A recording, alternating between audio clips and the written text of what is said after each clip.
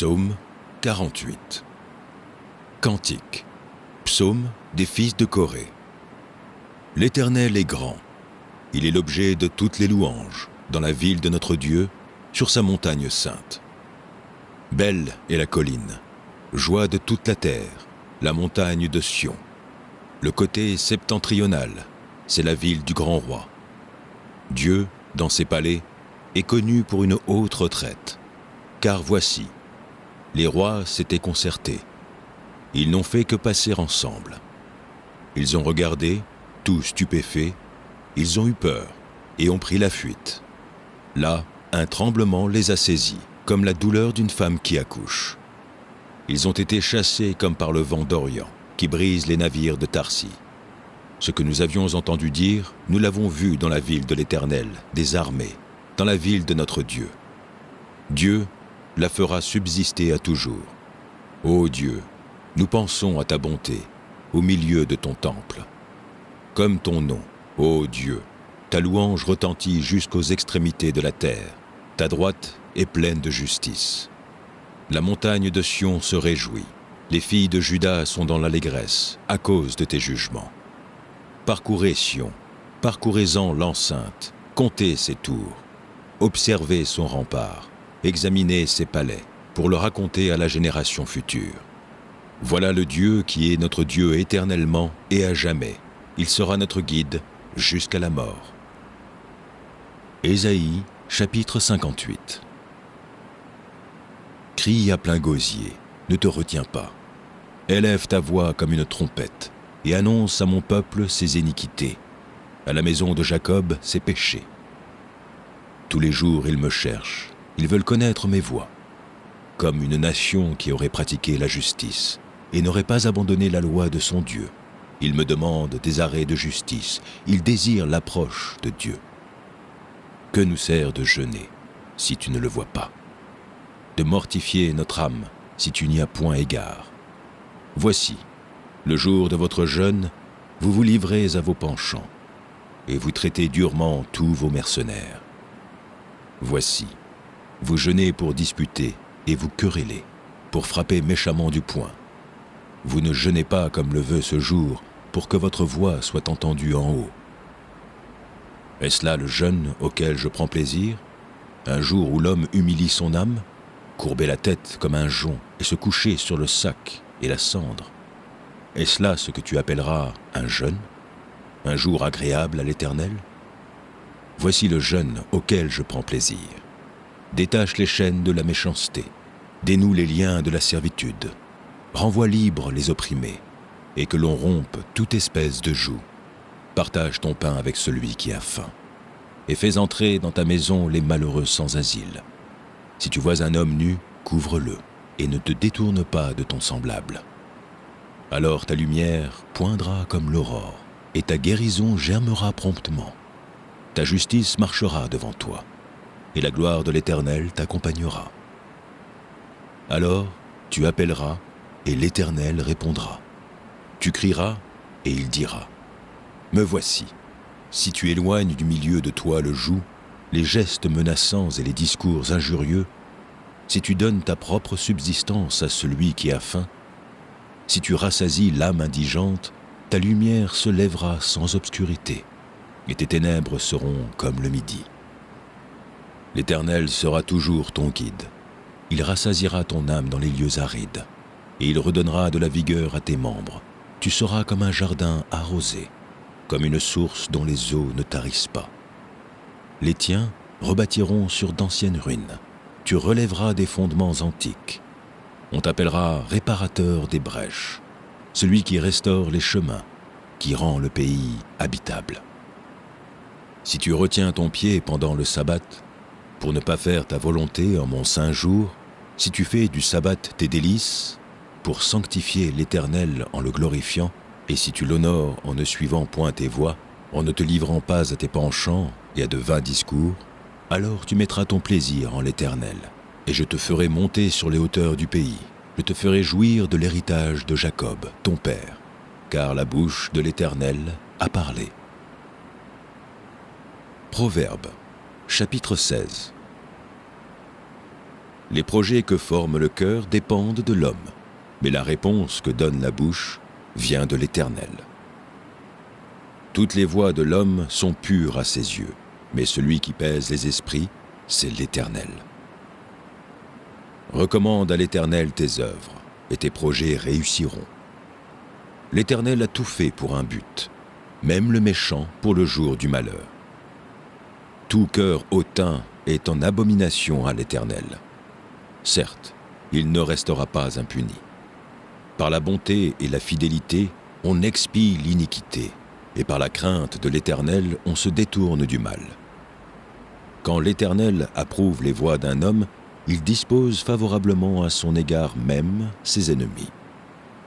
Mieux vaut peu avec la justice que de grands revenus avec l'injustice.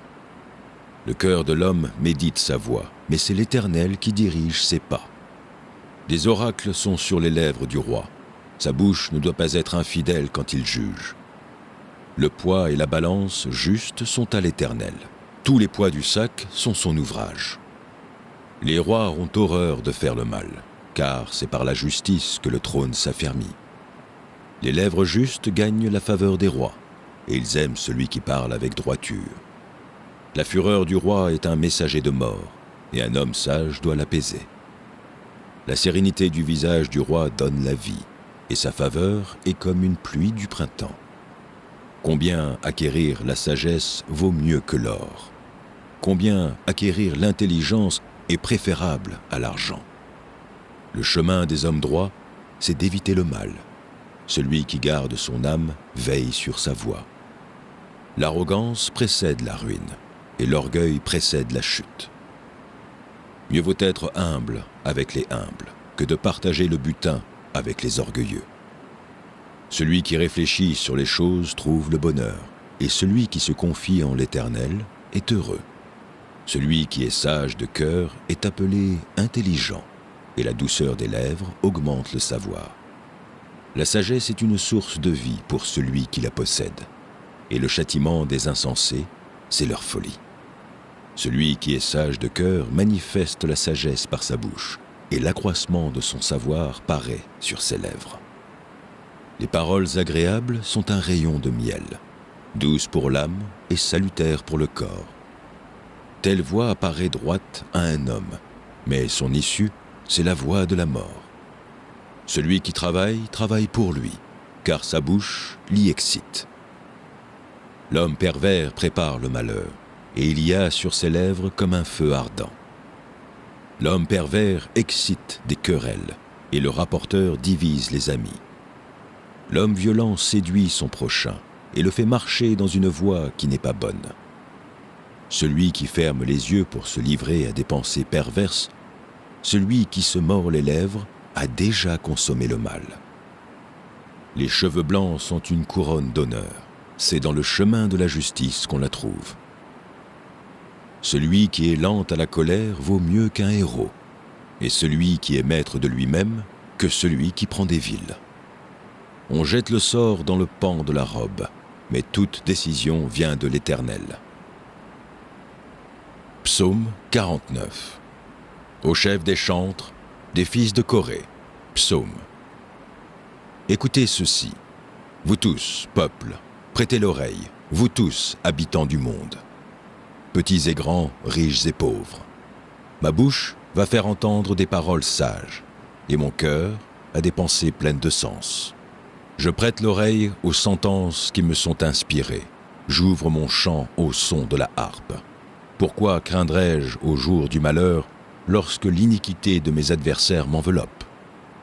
Ils ont confiance en leurs biens et se glorifient de leur grande richesse. Ils ne peuvent se racheter l'un l'autre, ni donner à Dieu le prix du rachat. Le rachat de leur âme est cher et n'aura jamais lieu. Ils ne vivront pas toujours, ils n'éviteront pas la vue de la fosse, car ils la verront. Les sages meurent, l'insensé et le stupide périssent également, et ils laissent à d'autres leurs biens. Ils s'imaginent que leurs maisons seront éternelles, que leurs demeures subsisteront d'âge en âge, eux dont les noms sont honorés sur la terre. Mais l'homme qui est en honneur n'a point de durée, il est semblable aux bêtes que l'on égorge. Telle est leur voie, leur folie, et ceux qui les suivent se plaisent à leur discours. Comme un troupeau, ils sont mis dans le séjour des morts, la mort en fait sa pâture. Et bientôt, les hommes droits les foulent aux pieds. Leur beauté s'évanouit, le séjour des morts est leur demeure. Mais Dieu sauvera mon âme du séjour des morts, car il me prendra sous sa protection. Ne sois pas dans la crainte parce qu'un homme s'enrichit, parce que les trésors de sa maison se multiplient. Car il n'emporte rien en mourant. Ses trésors ne descendent point après lui. Il aura beau s'estimer heureux pendant sa vie, on aura beau te louer des jouissances que tu te donnes, tu iras néanmoins au séjour de tes pères, qui jamais ne reverront la lumière. L'homme qui est en honneur et qui n'a pas d'intelligence est semblable aux bêtes que l'on égorge. Proverbe, chapitre 10. Proverbe de Salomon. Un fils sage fait la joie d'un père, et un fils insensé le chagrin de sa mère. Les trésors de la méchanceté ne profitent pas, et la justice délivre de la mort. L'Éternel ne laisse pas le juste souffrir de la faim, mais il repousse l'avidité des méchants. Celui qui agit d'une main lâche s'appauvrit, mais la main des diligents enrichit. Celui qui amasse pendant l'été est un fils prudent. Celui qui dort pendant la moisson est un fils qui fait honte. Il y a des bénédictions sur la tête du juste, mais la violence couvre la bouche des méchants. La mémoire du juste est en bénédiction, mais le nom des méchants tombe en pourriture. Celui qui est sage de cœur reçoit les préceptes, mais celui qui est insensé des lèvres court à sa perte.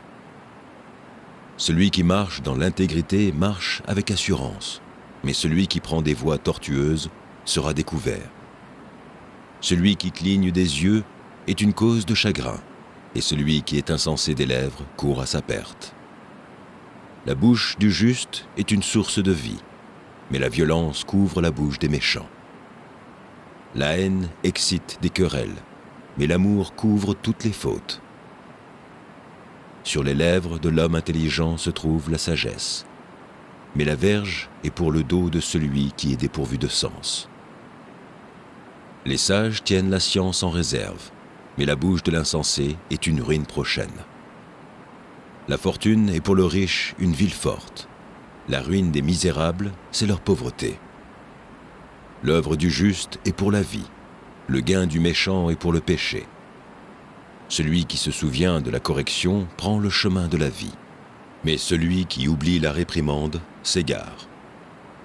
Celui qui dissimule la haine a des lèvres menteuses, et celui qui répand la calomnie est un insensé. Celui qui parle beaucoup ne manque pas de péché, mais celui qui retient ses lèvres est un homme prudent. La langue du juste est un argent de choix, le cœur des méchants est peu de choses. Les lèvres du juste dirigent beaucoup d'hommes, et les insensés meurent par défaut de raison. C'est la bénédiction de l'Éternel qui enrichit, et il ne la fait suivre d'aucun chagrin. Commettre le crime paraît un jeu à l'insensé, mais la sagesse appartient à l'homme intelligent. Ce que redoute le méchant, c'est ce qui lui arrive, et ce que désirent les justes leur est accordé. Comme passe le tourbillon, ainsi disparaît le méchant. Mais le juste a des fondements éternels.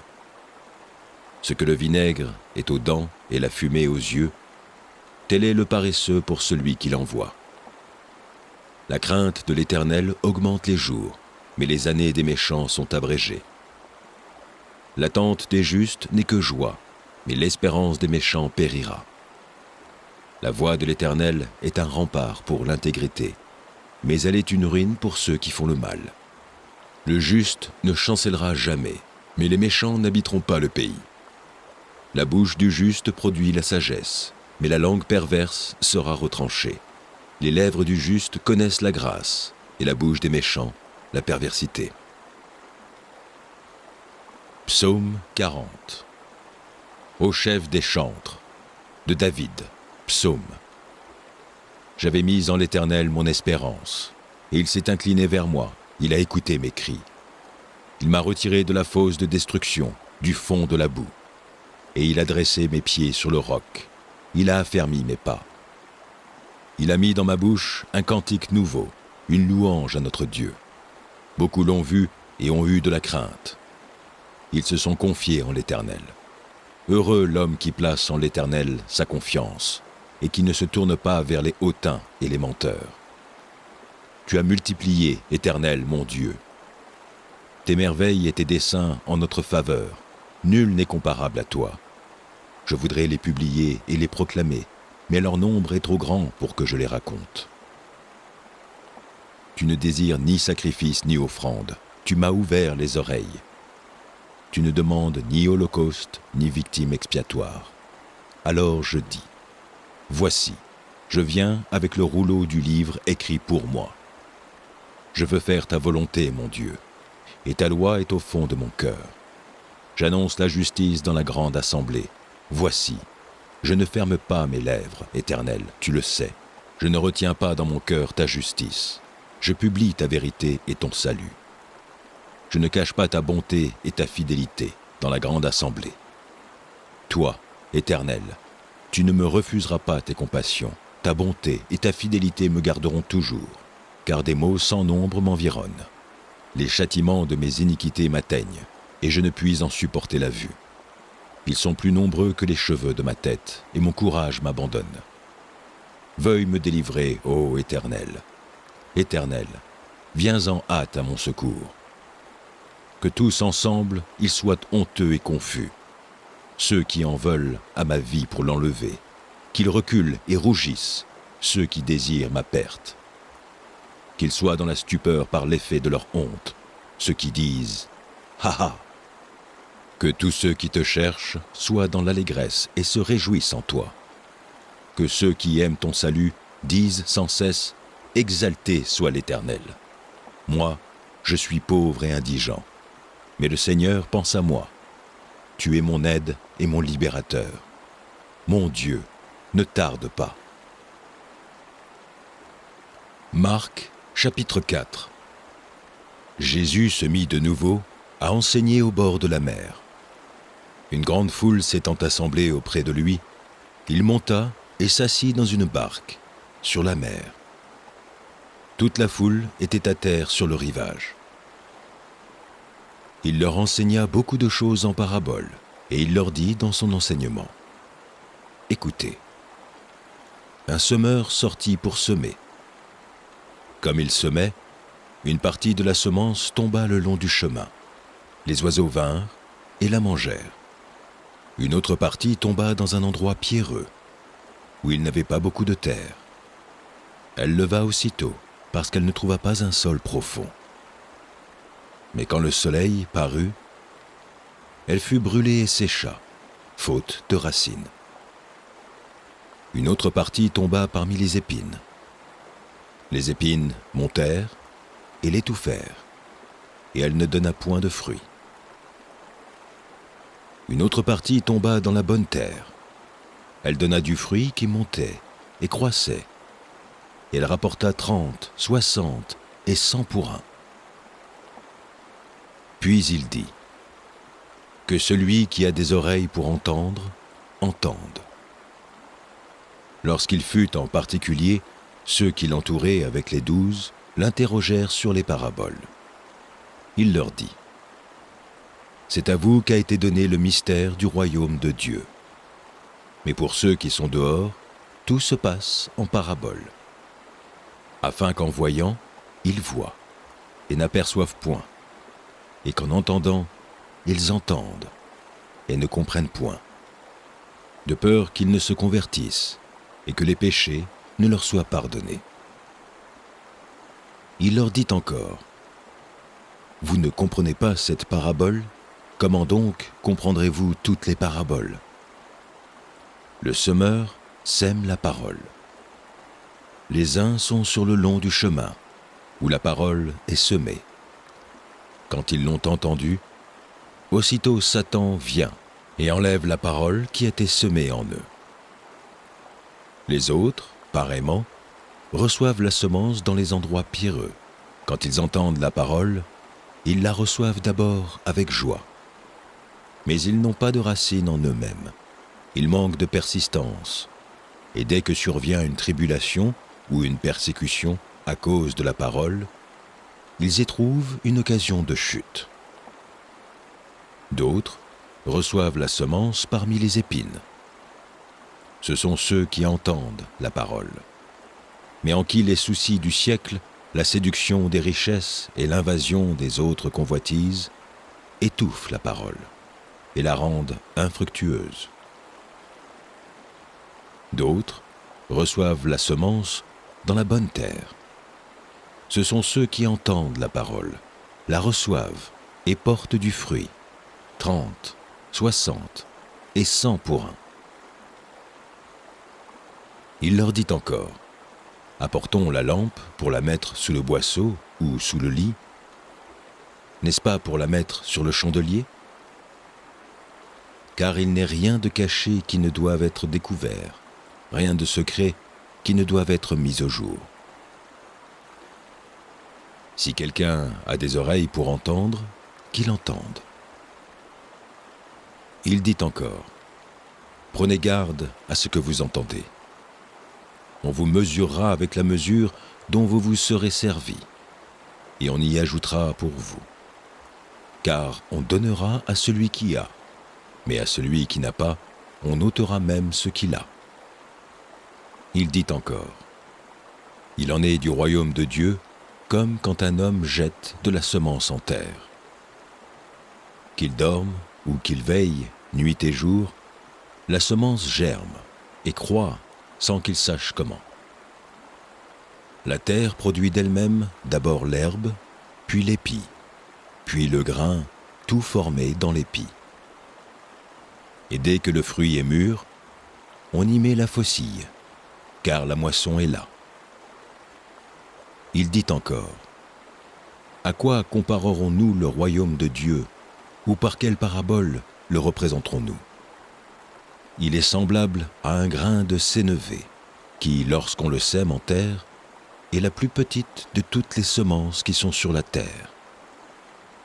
Mais lorsqu'il a été semé, il monte, devient plus grand que tous les légumes, et pousse de grandes branches, en sorte que les oiseaux du ciel peuvent habiter sous son ombre. » C'est par beaucoup de paraboles de ce genre qu'il leur annonçait la parole, selon qu'ils étaient capables de l'entendre. Il ne leur parlait point sans parabole, mais en particulier, il expliquait tout à ses disciples. Ce même jour, sur le soir, Jésus leur dit, « Passons à l'autre bord. » Après avoir renvoyé la foule, ils l'emmenèrent dans la barque où il se trouvait. Il y avait aussi d'autres barques avec lui. Il s'éleva un grand tourbillon, et les flots se jetaient dans la barque, au point qu'elle se remplissait déjà. Et lui, il dormait à la poupe sur le coussin. Ils le réveillèrent et lui dirent, « Maître, ne t'inquiètes-tu pas de ce que nous périssons ?» S'étant réveillé, il menaça le vent et dit à la mer, « Silence, tais-toi !» Et le vent cessa, et il y eut un grand calme. Puis il leur dit, « Pourquoi avez-vous ainsi peur ? Comment n'avez-vous point de foi ?» Ils furent saisis d'une grande frayeur, et ils se disent les uns aux autres, « Quel est donc celui-ci, à qui obéissent même le vent et la mer ?» Proverbe, chapitre 19. Mieux vaut le pauvre qui marche dans son intégrité que l'homme qui a des lèvres perverses et qui est un insensé. Le manque de science n'est bon pour personne, et celui qui précipite ses pas tombe dans le péché. La folie de l'homme pervertit sa voie, et c'est contre l'Éternel que son cœur s'irrite. La richesse procure un grand nombre d'amis, mais le pauvre est séparé de son ami. Le faux témoin ne restera pas impuni, et celui qui dit des mensonges n'échappera pas. Beaucoup de gens flattent l'homme généreux, et tous sont les amis de celui qui fait des présents. Tous les frères du pauvre le haïssent. Combien plus ses amis s'éloignent-ils de lui ? Il leur adresse des paroles suppliantes, mais ils disparaissent. Celui qui acquiert du sens aime son âme. celui qui garde l'intelligence trouve le bonheur. Le faux témoin ne restera pas impuni. Et celui qui dit des mensonges périra. Il ne sied pas à un insensé de vivre dans les délices, combien moins à un esclave de dominer sur des princes. L'homme qui a de la sagesse est lent à la colère, et il met sa gloire à oublier les offenses. La colère du roi est comme le rugissement d'un lion, et sa faveur est comme la rosée sur l'herbe. Un fils insensé est une calamité pour son père, et les querelles d'une femme sont une gouttière sans fin. On peut hériter de ses pères une maison et des richesses, mais une femme intelligente est un don de l'Éternel. La paroisse fait tomber dans l'assoupissement, et l'âme nonchalante éprouve la faim. Celui qui garde ce qui est commandé garde son âme. Celui qui ne veille pas sur sa voie mourra. Celui qui a pitié du pauvre prête à l'Éternel, qui lui rendra selon son œuvre. Châtie ton fils, car il y a encore de l'espérance, mais ne désire point le faire mourir. Celui que la colère emporte doit en subir la peine, car si tu le libères, tu devras y revenir. Écoute les conseils et reçois l'instruction, afin que tu sois sage dans la suite de ta vie. Il y a dans le cœur de l'homme beaucoup de projets, mais c'est le dessein de l'Éternel qui s'accomplit. Ce qui fait le charme d'un homme, c'est sa bonté, et mieux vaut un pauvre qu'un menteur. La crainte de l'Éternel mène à la vie, et l'on passe la nuit rassasié, sans être revisité par le malheur. Le paresseux plonge sa main dans le plat, et il ne la ramène pas à sa bouche. Frappe le moqueur, et le sot deviendra sage. Reprend l'homme intelligent, et il comprendra la science. Celui qui ruine son père et qui met en fuite sa mère est un fils qui fait honte et qui fait rougir. Cesse, mon fils, d'écouter l'instruction, si c'est pour t'éloigner des paroles de la science. Un témoin pervers se moque de la justice, et la bouche des méchants dévore l'iniquité. Les châtiments sont prêts pour les moqueurs, et les coups pour le dos des insensés. Psaume 43. Rends-moi justice, ô Dieu. Défends ma cause contre une nation infidèle. Délivre-moi des hommes de fraude et d'iniquité. Toi, mon Dieu protecteur, pourquoi me repousses-tu? Pourquoi dois-je marcher dans la tristesse, sous l'oppression de l'ennemi? Envoie ta lumière et ta fidélité. Qu'il me guide, qu'il me conduise à ta montagne sainte et à tes demeures. J'irai vers l'autel de Dieu, ma joie et mon allégresse. Et je te célébrerai sur la harpe, ô Dieu, mon Dieu. Pourquoi t'as battu, mon âme, et gémis-tu au-dedans de moi? Espère en Dieu, car je le louerai encore. Il est mon salut et mon Dieu. Éphésiens, chapitre 5. Devenez donc les imitateurs de Dieu, comme des enfants bien-aimés, et marchez dans la charité, à l'exemple du Christ, qui nous a aimés et qui s'est livré lui-même à Dieu pour nous, comme une offrande et un sacrifice de bonne odeur. Que l'impudicité, qu'aucune espèce d'impureté et que la cupidité ne soient pas même nommées parmi vous, ainsi qu'il convient à des saints. Qu'on n'entende ni paroles déshonnêtes, ni propos insensés, ni plaisanteries, choses qui sont contraires à la bienveillance, qu'on entende plutôt des actions de grâce. Car, sachez-le bien, aucun impudique ou impur ou cupide, c'est-à-dire idolâtre, n'a d'héritage dans le royaume de Christ et de Dieu. Que personne ne vous séduise par de vains discours, car c'est à cause de ces choses que la colère de Dieu vient sur les fils de la rébellion. N'ayez donc aucune part avec eux. Autrefois, vous étiez ténèbres, et maintenant vous êtes lumière dans le Seigneur. Marchez comme des enfants de lumière. Car le fruit de la lumière consiste en toutes sortes de bonté, de justice et de vérité. Examinez ce qui est agréable au Seigneur, et ne prenez point part aux œuvres infructueuses des ténèbres, mais plutôt condamnez-les. Car il est honteux de dire ce qu'ils font en secret. Mais tout ce qui est condamné est manifesté par la lumière, car tout ce qui est manifesté est lumière. C'est pour cela qu'il est dit : réveille-toi, toi qui dors, relève-toi d'entre les morts, et Christ t'éclairera. Prenez garde de vous conduire avec circonspection, non comme des insensés, mais comme des sages. Rachetez le temps, car les jours sont mauvais. C'est pourquoi ne soyez pas inconsidérés, mais comprenez quelle est la volonté du Seigneur. Ne vous enivrez pas de vin, c'est de la débauche. Soyez au contraire remplis d'esprit. Entretenez-vous par des psaumes, par des hymnes et par des cantiques spirituels, chantant et célébrant de tout votre cœur les louanges du Seigneur. Rendez continuellement grâce pour toutes choses à Dieu le Père, au nom de notre Seigneur Jésus-Christ, vous soumettant les uns aux autres dans la crainte du Christ.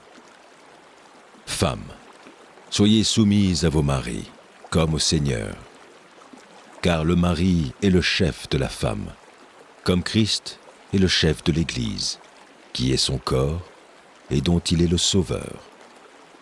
Or, de même que l'Église est soumise à Christ, les femmes aussi doivent l'être à leur mari en toutes choses. Marie, aimez vos femmes comme Christ a aimé l'Église et s'est livré lui-même pour elle, afin de sanctifier par la parole, après l'avoir purifiée par le baptême d'eau, afin de faire paraître devant lui cette Église glorieuse, sans tache, ni ride, ni rien de semblable, mais sainte et irrépréhensible. C'est ainsi que les maris doivent aimer leurs femmes, comme leur propre corps. Celui qui aime sa femme s'aime lui-même, car jamais personne n'a haï sa propre chair, mais il la nourrit et en prend soin, comme Christ le fait pour l'Église, parce que nous sommes membres de son corps. C'est pourquoi l'homme quittera son père et sa mère et s'attachera à sa femme, et les deux deviendront une seule chair. Ce mystère est grand. Je dis cela par rapport à Christ et à l'Église. Du reste, que chacun de vous aime sa femme comme lui-même, et que la femme respecte son mari. Proverbes, chapitre 20. Le vin est moqueur, les boissons fortes sont tumultueuses. Quiconque en fait excès n'est pas sage. La terreur qu'inspire le roi est comme le rugissement d'un lion. Celui qui l'irrite pèche contre lui-même. C'est une gloire pour l'homme de s'abstenir des querelles, mais tout insensé se livre à l'emportement. À cause du froid, le paresseux ne laboure pas. À la moisson, il voudrait récolter, mais il n'y a rien. Les desseins dans le cœur de l'homme sont des eaux profondes, mais l'homme intelligent sait y puiser.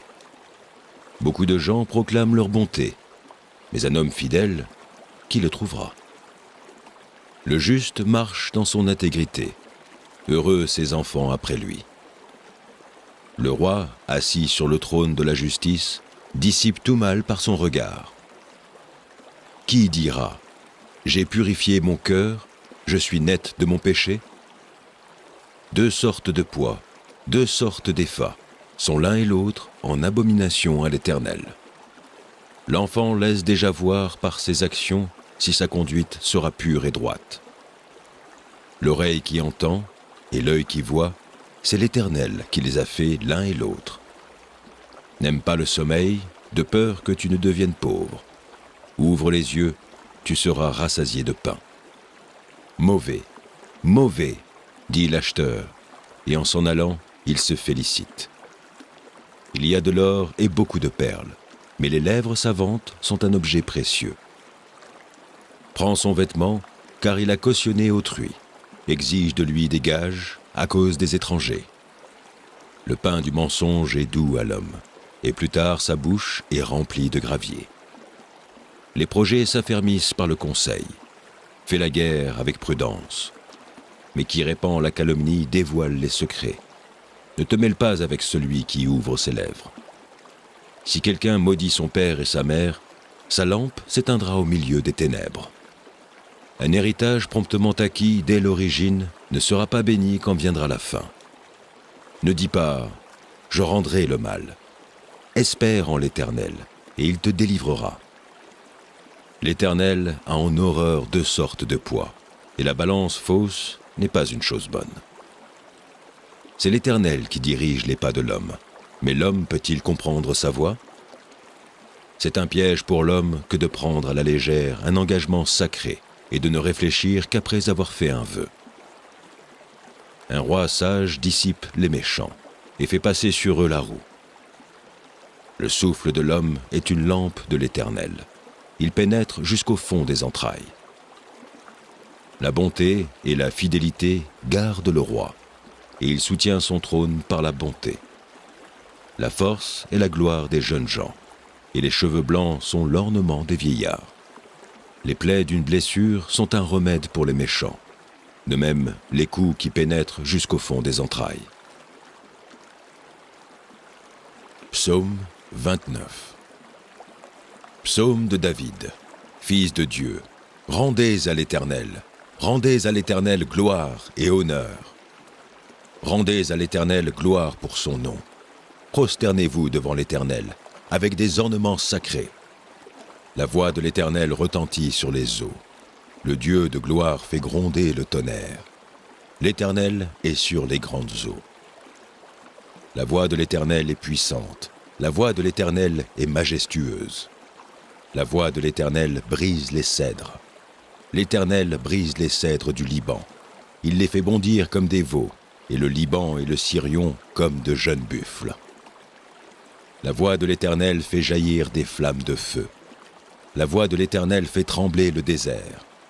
L'Éternel fait trembler le désert de Kadès. La voix de l'Éternel fait enfanter les biches. Elle dépouille les forêts. Dans son palais, tout s'écrie « Gloire ».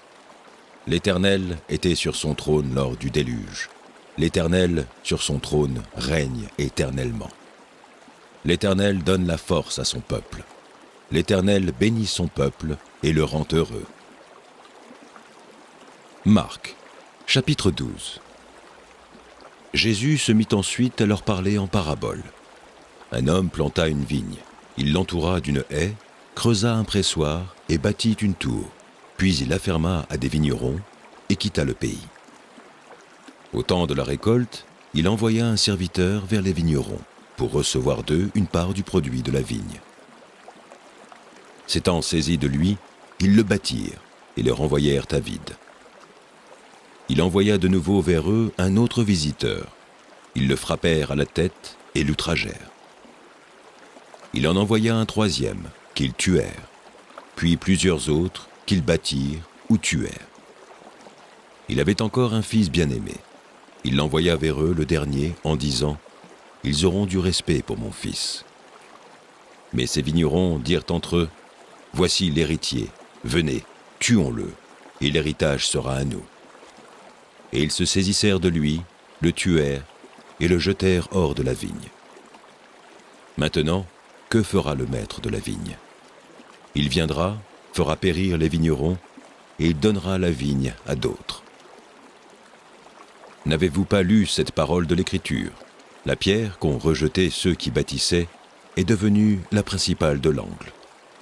C'est par la volonté du Seigneur qu'elle l'est devenue. Et c'est un prodige à nos yeux.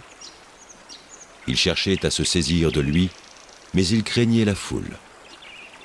Ils avaient compris que c'était pour eux que Jésus avait dit cette parabole. Et ils le quittèrent et s'en allèrent. Ils envoyèrent auprès de Jésus quelques-uns des pharisiens et des hérodiens, afin de le surprendre par ses propres paroles.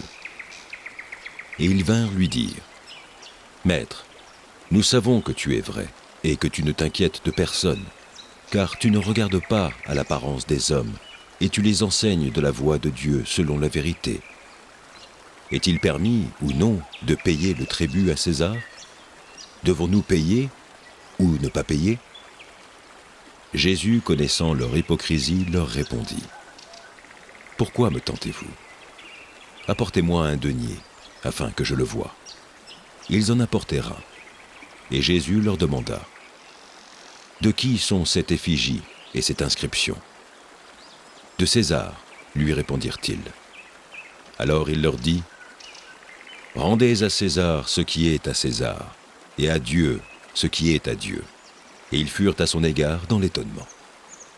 Les Sadducéens, qui disent qu'il n'y a point de résurrection, vinrent auprès de Jésus et lui firent cette question: « Maître, voici ce que Moïse nous a prescrit. Si le frère de quelqu'un meurt et laisse une femme sans avoir d'enfant, son frère épousera sa veuve et suscitera une postérité à son frère. Or, il y avait 7 frères. Le premier se maria et mourut sans laisser de postérité. Le second prit la veuve pour femme et mourut sans laisser de postérité. Il en fut de même du troisième, et aucun des 7 ne laissa de postérité. Après eux tous, la femme mourut aussi. À la résurrection, duquel d'entre eux sera-t-elle la femme? Car les 7 l'ont eue pour femme. » Jésus leur répondit: « N'êtes-vous pas dans l'erreur parce que vous ne comprenez ni les Écritures ni la puissance de Dieu? Car à la résurrection des morts, les hommes ne prendront point de femme, ni les femmes de mari, mais ils seront comme les anges dans les cieux. Pour ce qui est de la résurrection des morts, n'avez-vous pas lu dans le livre de Moïse ce que Dieu lui dit à propos du buisson? Je suis le Dieu d'Abraham, le Dieu d'Isaac et le Dieu de Jacob. Dieu n'est pas Dieu des morts, mais des vivants. Vous êtes grandement dans l'erreur. » Un des scribes qui les avait entendus discuter, sachant que Jésus avait bien répondu aux Sadducéens, s'approcha et lui demanda: « Quel est le premier de tous les commandements ?» Jésus répondit: « Voici le premier. Écoute, Israël, le Seigneur, notre Dieu, est l'unique Seigneur. Et tu aimeras le Seigneur, ton Dieu, de tout ton cœur, de toute ton âme, de toute ta pensée et de toute ta force. Voici le second. Tu aimeras ton prochain comme toi-même.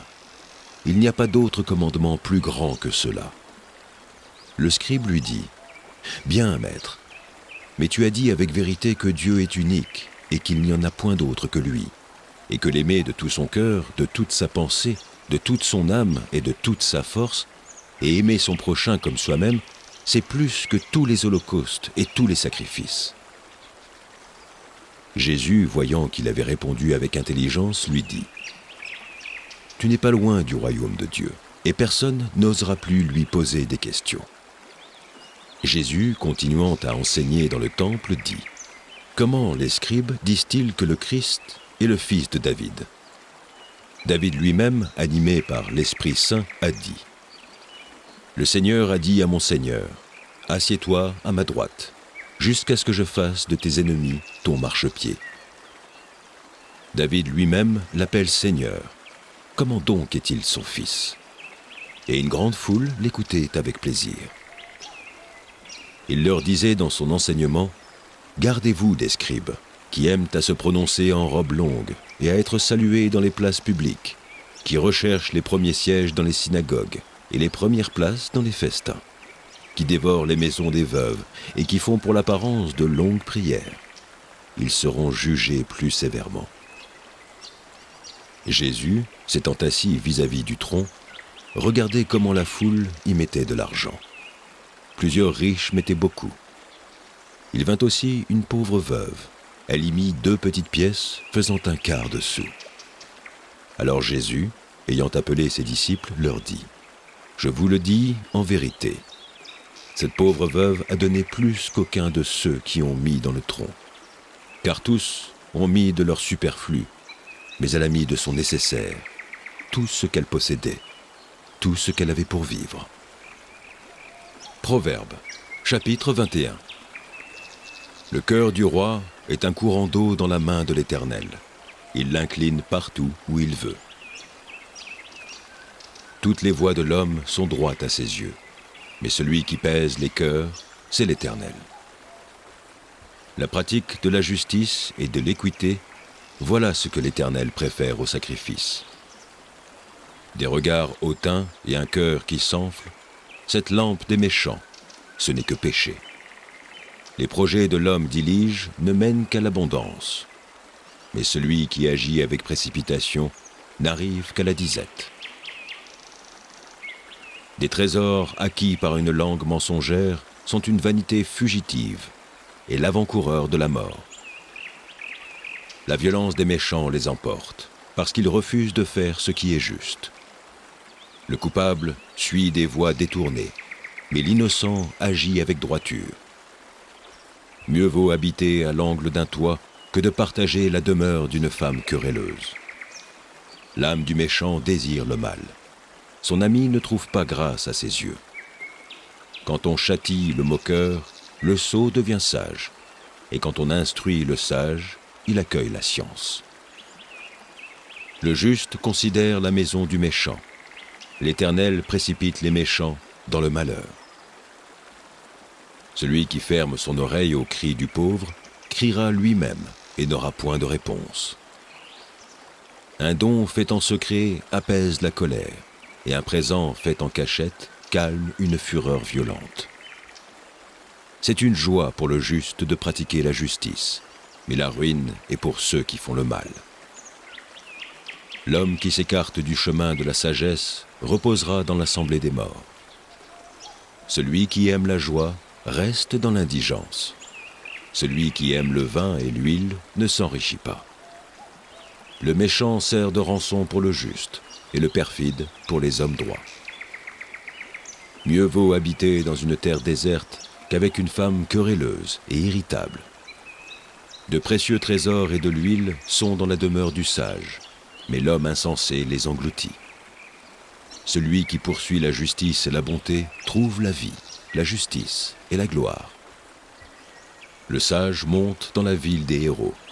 Il abat la force qui lui donnait de l'assurance. Celui qui veille sur sa bouche et sur sa langue préserve son âme des angoisses. L'orgueilleux, le hautain, s'appelle un moqueur. Il agit avec la fureur de l'arrogance. Les désirs du paresseux le tuent, parce que ses mains refusent de travailler. Tout le jour, il éprouve des désirs, mais le juste donne sans parcimonie. Le sacrifice des méchants est quelque chose d'abominable, combien plus quand il l'offre avec des pensées criminelles. Le témoin menteur périra, mais l'homme qui écoute parlera toujours. Le méchant prend un air effronté, mais l'homme droit affermit sa voix. Il n'y a ni sagesse, ni intelligence, ni conseil en face de l'Éternel. Le cheval est équipé pour le jour de la bataille, mais la délivrance appartient à l'Éternel. Psaume 38. Psaume de David. Pour souvenir. Éternel, ne me punis pas dans ta colère et ne me châtie pas dans ta fureur, car tes flèches m'ont atteint et ta main s'est appesantie sur moi. Il n'y a rien de sain dans ma chair à cause de ta colère. Il n'y a plus de vigueur dans mes os à cause de mon péché. Car mes iniquités s'élèvent au-dessus de ma tête. Comme un lourd fardeau, elles sont trop pesantes pour moi. Mes plaies sont infectes et purulentes, par l'effet de ma folie. Je me suis courbé, abattu au dernier point. Tout le jour, je marche dans la tristesse, car un mal brûlant dévore mes entrailles, et il n'y a rien de sain dans ma chair. Je suis sans force, entièrement brisé. Le trouble de mon cœur m'arrache des gémissements. Seigneur, tous mes désirs sont devant toi, et mes soupirs ne te sont point cachés. Mon cœur est agité, ma force m'abandonne, et la lumière de mes yeux n'est plus même avec moi. Mes amis et mes connaissances s'éloignent de ma plaie, et mes proches se tiennent à l'écart. Ceux qui en veulent à ma vie tendent leurs pièges. Ceux qui cherchent mon malheur disent des méchancetés et méditent tout le jour des tromperies. Et moi, je suis comme un sourd, je n'entends pas. Je suis comme un muet qui n'ouvre pas la bouche. Je suis comme un homme qui n'entend pas, et dans la bouche duquel il n'y a point de relique. Éternel, c'est en toi que j'espère. Tu répondras, Seigneur mon Dieu. Car je dis, ne permets pas qu'ils se réjouissent à mon sujet, qu'ils s'élèvent contre moi, si mon pied chancelle. Car je suis près de tomber, et ma douleur... They say love is worth holding on to. But no one tells you how to let go. When the one you love the most is the one you have to lose.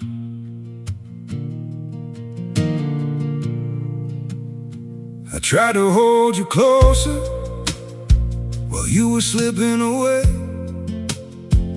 Every word between us started breaking into ways. You stayed quiet, I kept hoping we could still somehow survive.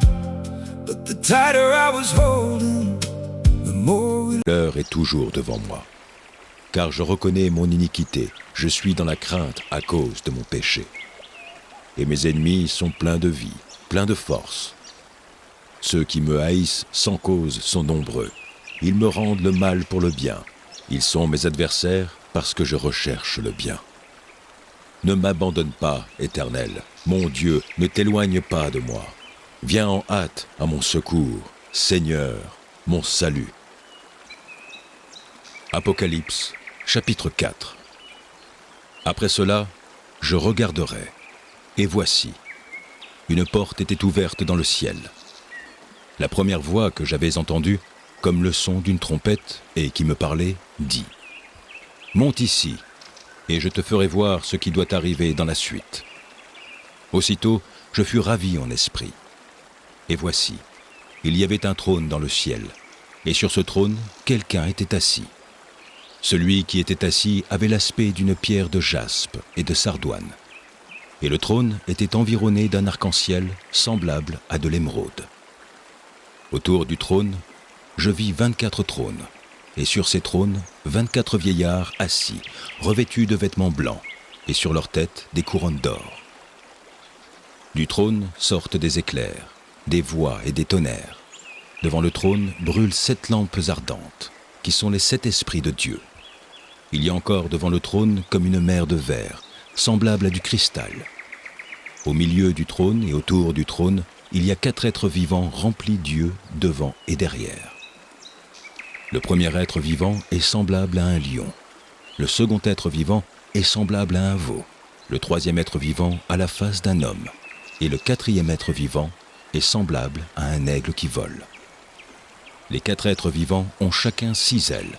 Et ils sont remplis d'yeux tout autour et au-dedans. Ils ne cessent de dire jour et nuit. Saint, Saint, Saint est le Seigneur Dieu, le Tout-Puissant, qui était, qui est et qui vient. Quand les êtres vivants rendent gloire et honneur et action de grâce à celui qui est assis sur le trône, à celui qui vit au siècle des siècles, les 24 vieillards se prosternent devant lui, celui qui est assis sur le trône, et ils adorent celui qui vit au siècle des siècles. Et ils jettent leur couronne devant le trône en disant « Tu es digne, notre Seigneur et notre Dieu, de recevoir la gloire et l'honneur et la puissance. Car tu as créé toutes choses, et c'est par ta volonté qu'elles existent et qu'elles ont été créées. » Proverbe, chapitre 26. Comme la neige en été et la pluie pendant la moisson, ainsi la gloire ne convient pas à un insensé. Comme l'oiseau s'échappe, comme l'hirondelle s'envole, ainsi la malédiction sans cause n'a point d'effet. Le fouet est pour le cheval, le mors pour l'âne et la verge pour le dos des insensés. Ne réponds pas à l'insensé selon sa folie, de peur que tu ne lui ressembles toi-même. Réponds à l'insensé selon sa folie, afin qu'il ne se regarde pas comme sage. Il se coupe les pieds, il boit l'injustice, celui qui donne des messages à un insensé. Comme les jambes du boiteux sont faibles, ainsi est une sentence dans la bouche des insensés. C'est attacher une pierre à la fronde que d'accorder des honneurs à un insensé. Comme une épine qui se dresse dans la main d'un homme ivre, ainsi est une sentence dans la bouche des insensés. Comme un archer qui blesse tout le monde, ainsi est celui qui prend à gage les insensés et les premiers venus. Comme un chien qui retourne à ce qu'il a vomi, ainsi est un insensé qui revient à sa folie. Si tu vois un homme qui se croit sage, il y a plus à espérer d'un insensé que de lui. Le paresseux dit « Il y a un lion sur le chemin, il y a un lion dans les rues. La porte tourne ses gonds et le paresseux sur son lit. » Le paresseux plonge sa main dans le plat et il trouve pénible de la ramener à sa bouche. Le paresseux se croit plus sage que 7 hommes qui répondent avec bon sens. Comme celui qui saisit un chien par les oreilles, ainsi est un passant qui s'irrite pour une querelle où il n'a que faire. Comme un furieux qui lance des flammes, des flèches et la mort. Ainsi est un homme qui trompe son prochain et qui dit « N'est-ce pas pour plaisanter ?» Faute de bois, le feu s'éteint. Et quand il n'y a point de rapporteur, la querelle s'apaise. Le charbon produit un brasier et le bois du feu. Ainsi un homme querelleur échauffe une dispute.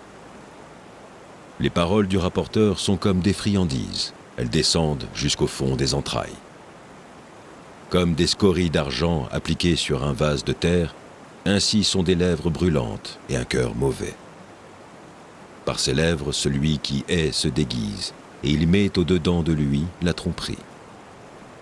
Lorsqu'il prend une voix douce, ne le crois pas, car il y a 7 abominations dans son cœur. S'il cache sa haine sous sa dissimulation, sa méchanceté se révélera dans l'assemblée. Celui qui creuse une fosse y tombe, et la pierre revient sur celui qui la roule. La langue fausse hait ceux qu'elle écrase, et la bouche flatteuse prépare la ruine. Psaume 39. Au chef des chantres. À Géduthun, psaume de David. Je disais, je veillerai sur mes voies, de peur de pécher par ma langue. Je mettrai un frein à ma bouche, tant que le méchant sera devant moi. Je suis resté muet dans le silence. Je me suis tu, quoique malheureux, et ma douleur n'était pas moins vive. Mon cœur brûlait au-dedans de moi, un feu intérieur me consumait, et la parole est venue sur ma langue. Éternel, dis-moi quel est le terme de ma vie, quelle est la mesure de mes jours, que je sache combien je suis fragile. Voici, tu as donné à mes jours la largeur de la main, et ma vie est comme un rien devant toi. Oui, tout homme debout n'est qu'un souffle.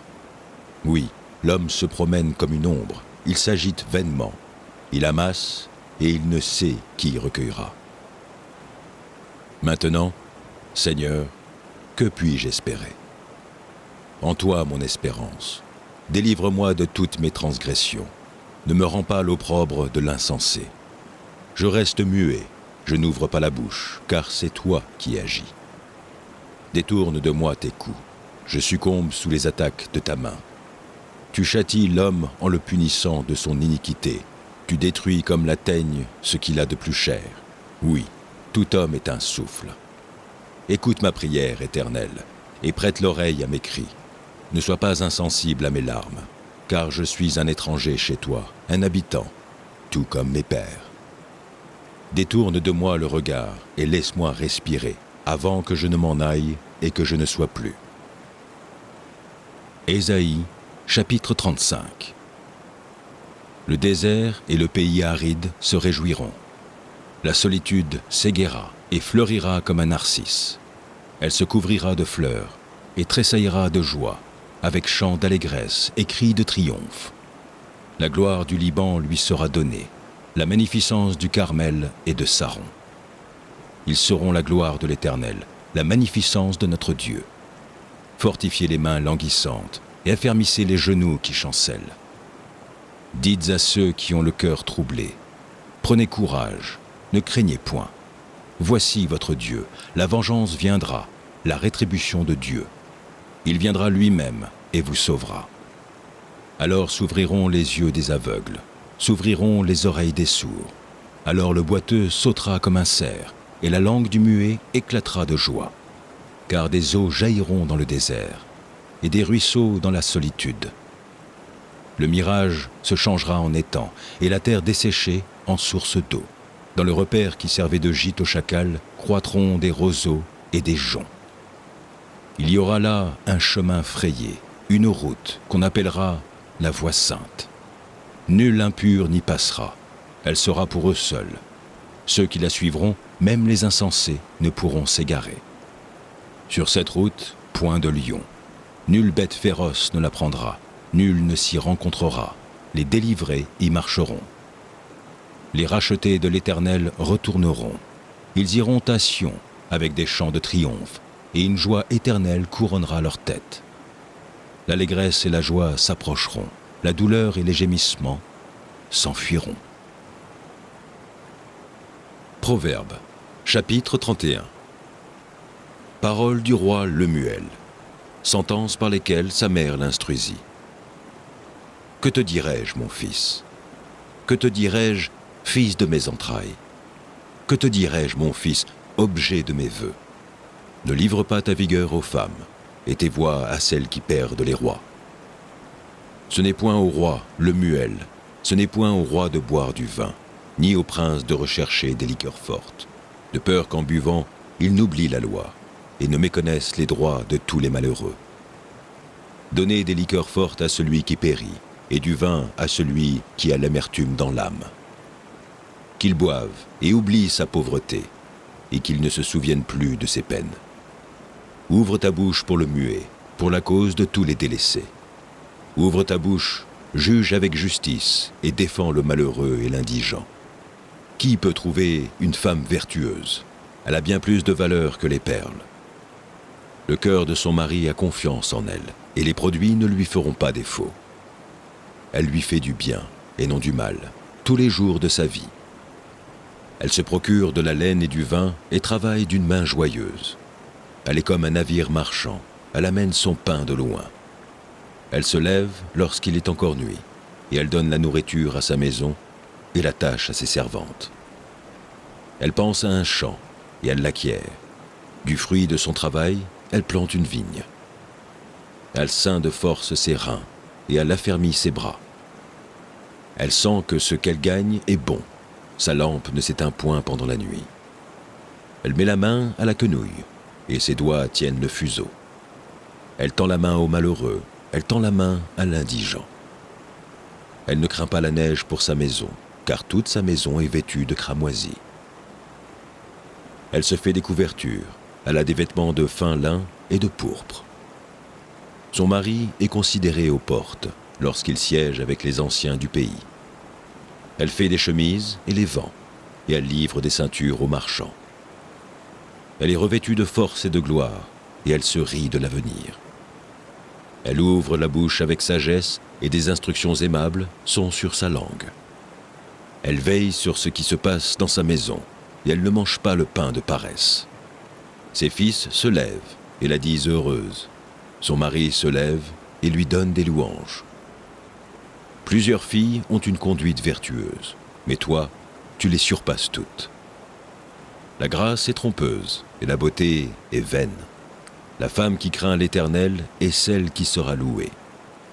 Récompensez-la du fruit de son travail, et qu'aux portes ses œuvres la louent.